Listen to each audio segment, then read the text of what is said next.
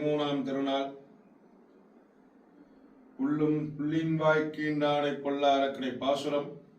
இன்னைக்கு நம்பெருமாளுக்கு 8ஆம் பகல் 10 9ஆம் திருநாள் முத்துக்குறி.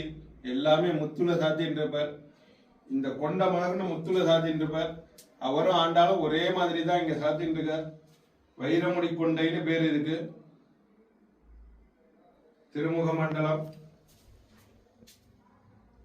நெத்திக்கட்டு,